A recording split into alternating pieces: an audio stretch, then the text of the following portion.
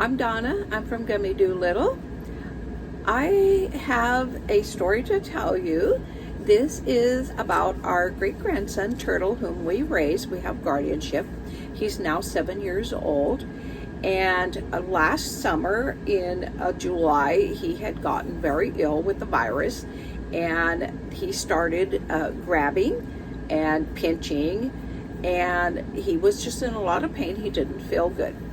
This went on for quite a few months, and it was kind of mild, and then when school started, it started getting a little bit more than just mild, and he had a lot of issues at school with scratching and pinching the teachers, and not only that, here at home.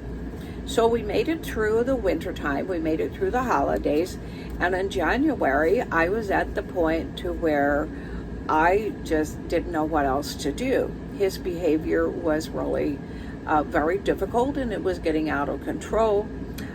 He was having a lot more meltdowns. He was having his, maybe we could call them tantrums. He wasn't happy. He was holding his head, his ears. There was just a lot of things going on, and we weren't real sure. So I took him to the doctor, and we talked about it and everything, and he ordered ABA, and I did a follow through with that, and the program is not going to be able to take him yet because they don't have enough staff. So we had already done some allergy tests at the allergist, and the one was the insect bites and for all of the things that he was going through, and which we found out that he had an allergy to bee venom. We now have EpiPens, and we have 2 here at home, and we have 2 at school. If you watch my other video, you will learn a little bit more about what is some of the things we did. Okay, so then when we had gone to the allergist prior to getting all of the blood work on the bee venoms and everything, he said, well, the test that I got back on the environment and his dairy and his foods came back in. And he had noticed on our other couple of previous visits that we had a lot of cuts and scratches and a lot of bruises on our arms and everything and stuff. And he said that the test came back at a very high allergy to milk protein. And he said that a lot of autistic children have a lot of behavior issues. And he says, I'm hoping this is what's causing his behavior problems. And he said, let's take away the milk protein. That means all milk, it's got to go. So we came home, and we decided that we would start off cold turkey. The allergist also said he had other allergies, and they were more low-key, but he didn't think that it would contribute to a behavior issue. As far as his pinching and scratching and for what he was going through, his aggressive behavior actually. And he said that the other things that showed up was peanut butter, wheat, and soy. But he said, let's focus on the milk protein. And so that's what we did. We took away everything. I went through the pantry, the ice box, anything that was out in the trailer, anything. I started reading labels, so anything that had milk in it, which is amazing because everything he liked had milk. And so he couldn't do the lactose tolerant thing. He can't do the casein or anything like that. It is a milk protein.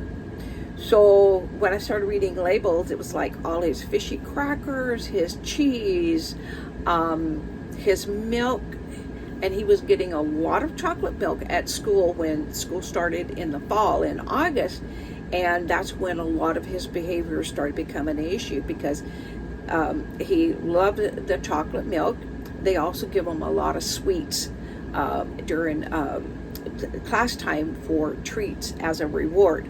So not only are we dealing with the milk and everything, I had already in the fall had asked him, I want the chocolate, the caffeine limited I wanted no high sugar candies and things like that, not knowing if the sugars was causing him to be hyper and have a lot of issues and everything. So we had already started working, and I had already started doing a lot of plans and everything. So back to the milk. We started reading labels when we went to the grocery stores, out to restaurants, fast food places. Now there are a lot more products that's been provided for folks, and it was very difficult because cheese was one of the things that he loved the most. I mean, all day long he could just eat cheese. He'd come home from school and he wanted his cheese, whether it was slices, whether it was in a sandwich or it was on anything that he ate. He did have a lot of cheese because it was one of his big loves. So we checked out the bread and found a bread that was milk free, and so we went and we got the milk free cheeses. So I got several different brands. There was a couple of them that basically smelled like very old, rotten blue cheese. I mean, even my husband took a smell of it and couldn't stand it. So Turtle would take the cheese and he'd put it up to his nose and he'd start sniffing, and he'd take just a little nibble, and he was like, nope, and he pushed it away. Now, Turtle is nonverbal, so this has all been a very difficult time for him and everything. So we changed his cheeses. We put him on almond milk, coconut milk, and we're trying to get him used to those kind of things. It was a really big ordeal when we got the paperwork from the school so that his lunches and his snacks in the morning could be dairy-free. And that process probably took us about 3 weeks to get it all straightened out and everything. And then the doctor had written down that he couldn't have any, dairy, but the doctor didn't specify what he wanted it replaced with instead of the milk. So then I had to go back and get another form, take it back to the doctor, and I told him, I said, put on there that he needs to have either the almond milk or the coconut milk, because this is what we did in our home. So then finally we got that paperwork back in, and he has a menu for his snack in the morning and for lunches, and he does get free lunches because he has a word of the court in the state of California, even though, the guardianship.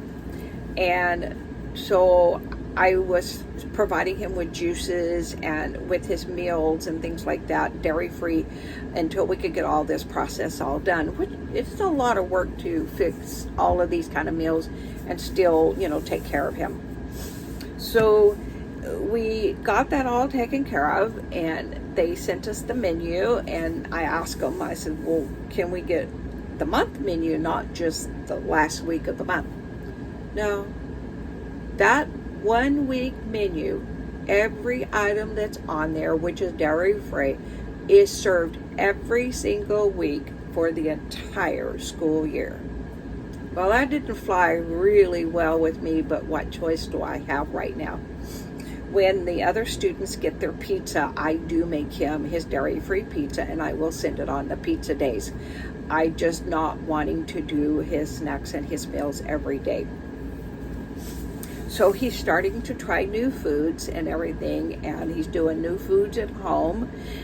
His cornbread, his biscuits, we bought the Ritz crackers, and we bought all of the things that he could have that was non-dairy. So like I said, I do a lot of label reading when I go to the stores, and it takes about twice as long for me to go to the store. Okay, so after about 3 weeks with him being on the new diet, the doctor had told us, or the allergist, said that it probably would take a good 6 weeks to maybe 2 months to get all of the protein from out of his system. But on about the 3rd week, we started seeing him being more mellow. He wasn't doing the pinching and grabbing as aggressively as he was doing. And as time went, it just seemed to get less and less and less. And I think that we are at a point to where we're real happy with his diet. It takes a lot of preparation. It takes a lot of time in the home. But his behavior is just so much more pleasant. I'm not running and locking myself into the bedroom anymore, and I'm not giving him 3 or 4 showers or bath a day to help calm him down. And so there has been a big difference. Now, if he gets too much sugar, he doesn't sleep well at night, and I notice that he's more hyper and everything, and he can be a little bit aggressive at that time. So I do know that the sugar is definitely also a behavior issue too. So we try to limit that. Try to make homemade cookies, more healthy, the oatmeal raisin. He can have the dark chocolate, but it's very limited. So it's still a learning process. We've only been doing this for a couple of months right now. But if you've watched some of the videos with Turtle and Molly, you can tell that he's not grabbing her haunches because he's upset. You can see where he's giggling, he's laughing, and he's playing with her, and he's just snuggling up with her, and she is also very aware that he is just a much calmer child, and she just loves being with him. So come along, visit with us. I'm going to post 3 or 4 of the meal preparations that I have done where I have converted a meal or a sweet snack to make it a healthier snack, and it's all dairy free. So I'll give you some little ideas of what I've been doing, and he seems to be very healthy and happy. His gut issues are much more happier, and he's not having all of that stomach pain and constipation and all of those kind of problems that goes along with it. If you have a child, or you know someone who has a child that is autistic, this month of April is Autism Awareness, Autism Acceptance. Think about it. If there's a behavioral problem or something going on, it might not be just because they're nonverbal. It might not be just because of the mild to severity of autism. There could be a whole lot of other reasons and why. I would have never thought that something I was giving him was causing him so much discomfort and pain.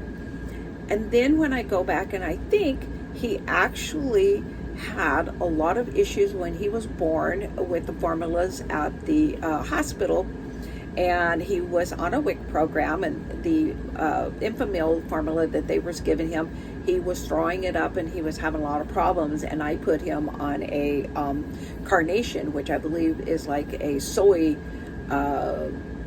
formula, and it didn't have any milk products in it. I never comprehended it. That doctor that I had that we weren't happy with kept telling me he had the flu, he just had upset stomach. It just was always the flu, or it was some kind of a tummy virus and everything. So I never really connected that he had an issue. It's taken us for a very long time to figure that out. I feel really, really bad. I feel real guilty that I didn't be more aggressive with the doctors and what was going on, not even thinking that some of the things he was going through as an infant and toddler, and even a little bit earlier or later, could have been just the milk protein allergy. I'm not saying that there aren't other issues that may be causing some of it, but this has made, I have to say, about a 75% difference in his behavior, maybe even a 90% difference, because he's definitely so much happier, and he's doing very well in the home, and he's doing much better in school. I think I've covered everything for right now, and follow along, subscribe, share with family and friends, hit that little notice button if you would like to be noticed of some of our videos with Turtle, with Molly, or any of our things that we do with our travels and diamond painting and all of these kind of things and stuff. I definitely am very happy at this time, and life is good.